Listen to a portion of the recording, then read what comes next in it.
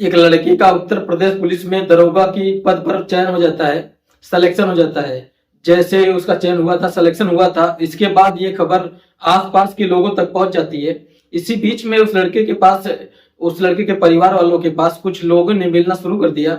इस लड़के को हमें दे दो, यानी कि अपनी बेटी की शादी उस लड़के से कराना चाहते थे। लेकिन परिवार के लोग कहने लगते हैं कि पहले ट्रेनिंग पूरी हो जाए, उसके बाद देखते हैं। ट्रेनिंग पूरी होती है और लड़का चौकी इंचार्ज बन जाता है। जब चौकी इंचार्ज बन जाता है तो उसको उसका रुतबा बढ़ जाता है। आखिरकार काफी मशक्कत के बाद एक परिवार ने इस परिवार को मना लिया और सहमति बना ली। दरअसल इस परिवार में महिला शिक्षिका ने का रिश्ता जब इस दरोगा के लिए पहुंचता है, लड़की के परिवार वाले भी तैयार हो जाते हैं। सब कुछ ठीक चल रहा था। इस रिश्तों को बुनियाद के लिए और मजबूत करने की कोशिश कर रहे थे। एक दूसरे के परिवारों को समझने के बाद आगे तैयारी शुरू होने वाली थी। इससे पहले कुछ और आगे बढ़ता, शादी होती, फेरे होते या 7 जन्मों की रहने की कस्में खाते। इसी बीच में एक इस दरोगा का फोटो सोशल मीडिया पर वायरल हो जाता है। और वायरल अच्छे कर्मों के लिए नहीं हुआ था, बल्कि गलत कर्मों के लिए हुआ था। आदत लग जाता है कि इस दरोगा ने एक लड़की का कई साल तक बलात्कार किया और उसको प्रेग्नेंट कर दिया। उसके बाद फिर इसका शोषण करता रहा। जैसे ये बात महिला शिक्षिका को पता चलती है, जो कि दुल्हन बनने वाली थी, उसने कहा कि मेरा जो पति है वो गलत नहीं हो सकता। यानी कि इसने उसको वचन से, मन से अपना पति मान लिया था। उसने कहा कि जब तक इसकी जांच के आग में तपेगा, उसके नाम का फिर ये सिंदूर लगाएगी। यदि ये दोषी हुआ तो मैं उसको समझूंगी मेरा नसीब खराब है।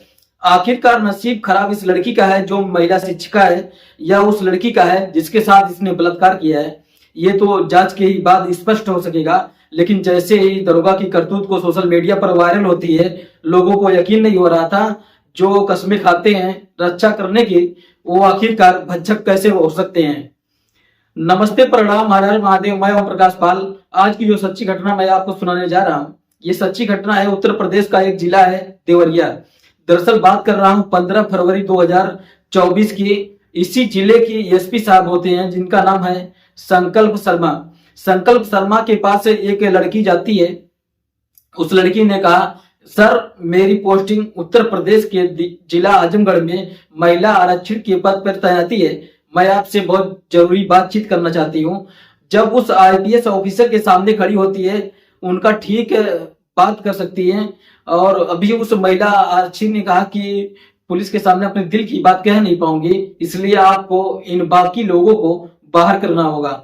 जैसे ही एसपी साहब ने इधर उधर देखा, वहां पर पहले से मौजूद कुछ लोग भी होते हैं, साथ ही कुछ ऑफिसर भी होते हैं, वो इधर उधर हो जाते हैं। तभी उस लड़की की आंखों में आंसू गिरने लगते हैं और रोते रोते अपनी कहानी बताती है। दरअसल कहती है 4 या 5 साल पहले बात है।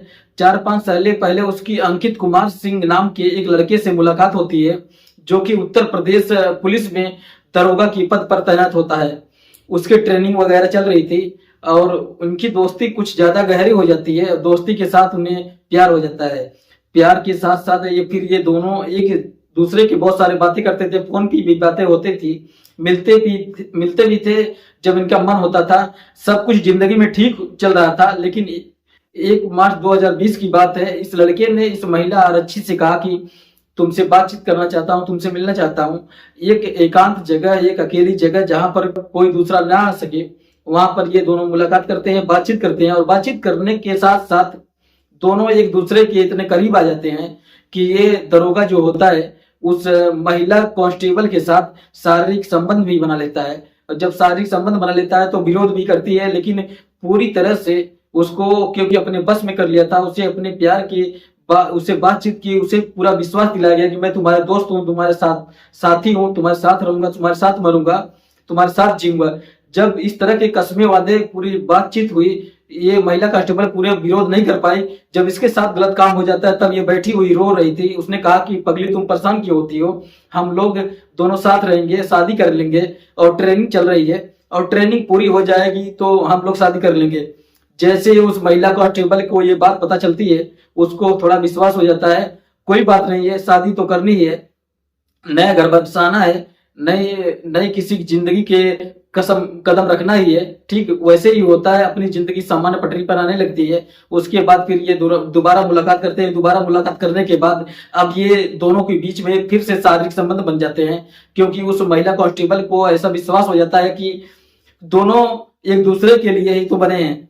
जब ये अगली बार शारीरिक संबंध बना रहा था, तब उसने उसको कुछ अश्लील फोटो, अश्लील वीडियो अपने मोबाइल में उतार लेता है। इस तरह की बातें जब उस एसपी साहब को बताई जा रही थी, उसने बताते बताते कहा कि उस दरोगा ने उसके साथ फिर जब भी मन करता था तब वो गंदा काम करता था, यानी कि उसके साथ शारीरिक संबंध बनाया करता था। जब वो मना करती थी कहता था कि तुम्हारे फोटोग्राफ्स, तुम्हारे वीडियो सोशल मीडिया पर वायरल हो जाएंगे, तुम किसी को मुंह दिखाने लायक नहीं रहोगी और तुम अपने परिवार को क्या मुंह दिखाओगी। जब इस तरह की बातें होती थी, उस महिला कांस्टेबल को मजबूरन उस दरोगा के पास जाना पड़ता था। जब उसने जिद की कि तुम इस तरह से परेशान नहीं कर सकते, उसने कहा कि तुम परेशान क्यों होती हो, तुम शादी कर लेंगे, और शादी का झांसा देता था। साथ ही उसके जो फोटोग्राफ थे उनकी भी धमकियां दिया करता था। जब उनका मन कर रहा था तब तक उसके साथ वो ऐसे ही करता चला जाता है। वक्त आगे बीतता है और ये भी आरोप लगाया जाता है कि वो बार बार उसके साथ मारपीट भी किया करता था।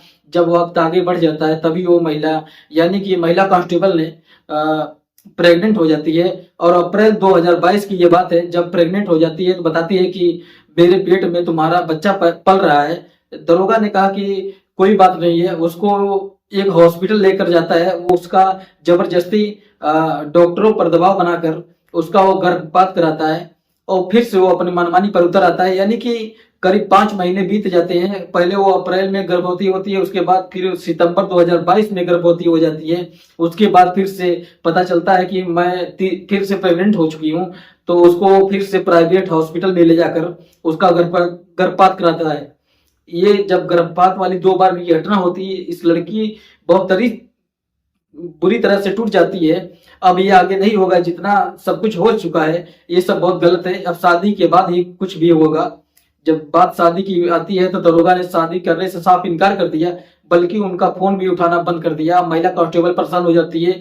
ये बताया जाता है मीडिया रिपोर्ट के बात माने तो अगर दोनों की पोस्टिंग देवरिया जिले के अंदर ही होती है, इसी बीच में इसका ट्रांसफर हो जाता है। महिला कांस्टेबल जब इससे बातचीत करने की कोशिश करती थी, फोन काट दिया करता था। महिला कांस्टेबल इतना परेशान हो जाती है, आखिरकार करे तो क्या करे। इसी बीच में महिला कांस्टेबल की पता चलता है कि उसकी शादी कहीं दूसरी जगह पर बात चल रही है, तय होने वाली है इस किसी महिला शिक्षिका के साथ। तब ये महिला कांस्टेबल पहुंच जाती है एसपी साहब के पास और एसपी साहब को जब पूरी कहानी बताती है, एसपी साहब देवरिया जिले का एक थाना लगता है, गौरी बाजार थाना, वहां की पुलिस को आदेश देते हैं। कहते हैं कि इस महिला को भेजा जा रहा है, इसकी प्रार्थना पत्र पर मुकदमा दर्ज कर ली जाए। आखिरकार पुलिस मुकदमा दर्ज करती है। मुकदमा अपराध संख्या 0057/2024 और मुकदमा आईपीसी की धारा 376 यानी कि बलात्कार, साथ ही 313 यानी कि किसी भी महिला की बिना मर्जी का उसका गर्भपात कराना, और एक बार भी नहीं 2 बार कराना, ऐसा इस महिला ने अपने प्रार्थना पत्र में दावा किया था। 323 यानी कि उस महिला को चोट पहुंचाना, उसको हानि पहुंचाना, साथ ही 504 यानी कि उस महिला का बार बार अपमान करना, साथ ही 506 यानी कि उसको धमकी देना।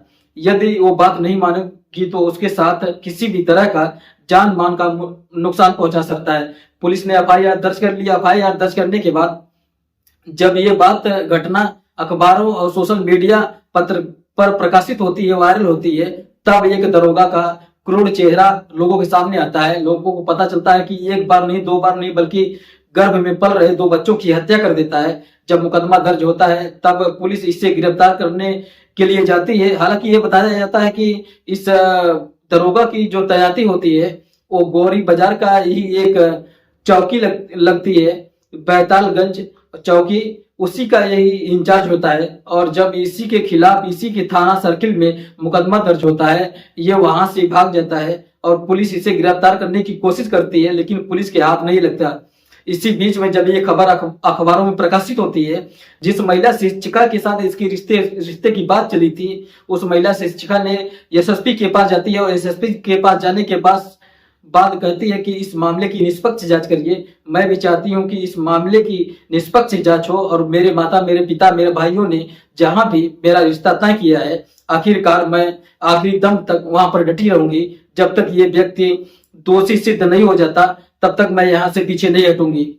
जब जांच की आंच में तपाकर इस दरोगा को इसके नाम का अपने मान में सिंदूर भरा जाएगा। दोनों महिलाएं होती हैं, एक तरफ जो न्याय के लिए भटक रही थी, इस महिला जो तन और मन से अपना पति मान चुकी है।